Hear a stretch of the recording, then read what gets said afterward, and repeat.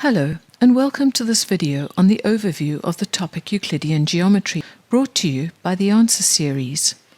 Be sure to pause at any point along the way or replay any section as you make your way through each video, making notes as you go. What follows now is a summary of what you need to think about when you read a geometry question. There are certain clue or trigger words that are critical, words that you need to pay careful attention to. A geometry problem will never give you information that you won't use, so everything they tell you about a sketch has to be used in the problem.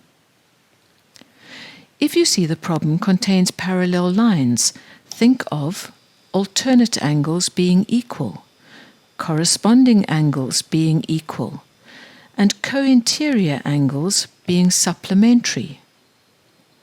And then, of course, there's all the geometry from previous grades. Don't forget complementary angles, which add up to 90 degrees, and supplementary angles, which add up to 180 degrees. The sum of the angles on a straight line is 180 degrees, and the sum of the angles in a revolution is 360 degrees. Vertically opposite angles are equal. The sum of the angles in a triangle is 180 degrees, and the exterior angle of a triangle is equal to the sum of the two interior opposite angles.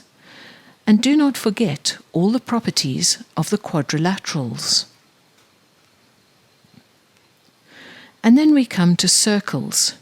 We have four groups.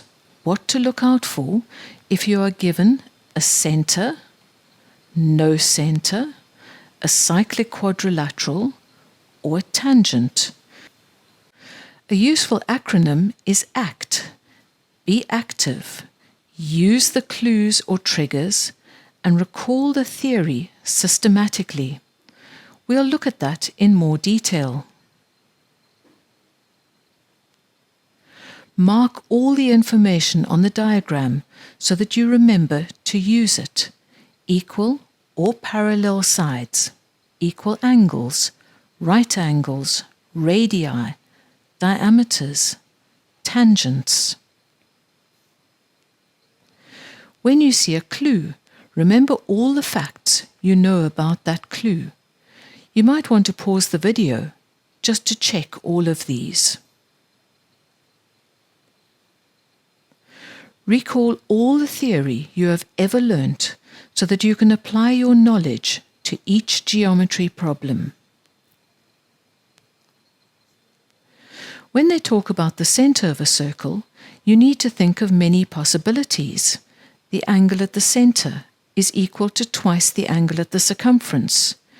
You could have a diameter, in which case you have a 90-degree angle. Remember that the line from the center to the midpoint of a chord is perpendicular to that chord, or the line from the center of a circle that is perpendicular to the chord bisects the chord. You could simply have an isosceles triangle from two equal radii. Other geometry facts that you must remember with circles where you are not given the center are angles in the same segment are equal, opposite angles of a cyclic quadrilateral are supplementary, and the exterior angle of a cyclic quadrilateral is equal to the interior opposite angle. If you have two equal chords that do not form an isosceles triangle, don't forget that equal chords subtend equal angles. If they mention that a line is a tangent, there are three facts that you know. A radius or diameter is perpendicular to a tangent. If there are two tangents meeting at a point, you know that they are equal.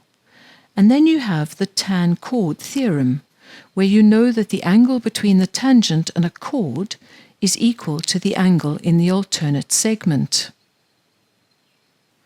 So reading the words at the beginning of a geometry question is very important.